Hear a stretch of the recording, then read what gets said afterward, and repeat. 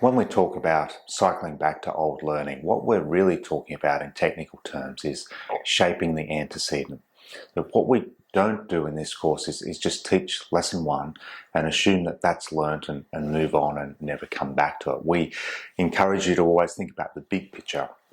And what we're trying to achieve is skilled readers and spellers who can use reading and spelling behaviours in thousands and thousands of different chains in order to achieve real world outcomes. So that requires having that big picture and having the ability to always cycle back and go over old things, or to add old learning or things that we've previously gone over in different contexts. So again, in technical terms, that means shaping the antecedent. For example, we might teach the suffix ing initially in the context or with the antecedent of a short vowel word, and particularly in the context of whether you double the final consonant or not. So that's the initial antecedent, the context in which the student will learn that ing behaviour, if you like. But that's not the final context, or at least the only context. The student needs to know how to know why to add ing and how to add it to a whole range of words, including those with multiple syllables and different types of vowels.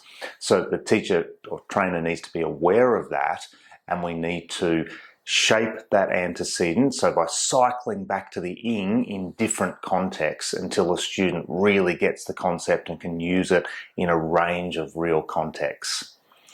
The other reason why we cycle back to old learning is to make sure that our training session is full of success.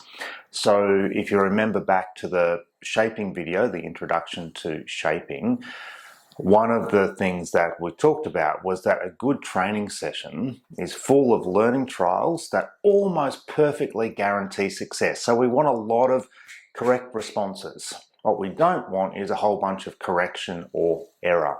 And by cycling back to old learning, we're able to get a lot of those correct responses. So a lot of your training should be about correct responses with familiar learning, familiar knowledge, with a little bit of new learning on top of it.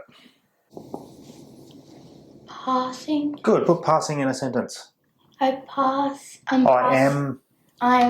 passing a class. Good. Base word. I pass. Pass. Yep. I passed. Something. I passed people. Yep. Yep. So think people on a ship. When they're on a ship, they're passing from one point to another. When they're in the act of passing, they are making a passage. And someone who's making a passage is a passenger. If there's more than one of them, it's passengers. Passengers, yes. So a journey that can be made from one point to another is passable. Passable, which means you are able to pass through it. Who does the passing? A passenger. Yep, and passengers make a passage. And if you make more than one of them, you make two passages. Yes, well done. So one passage, two passages. Yeah. When you're making a passage, you are passing. When you've already done it, you have passed. When you are passing, you are making a passage. Passage. Yep, someone who makes the passage is a passenger. Brilliant. Thank you.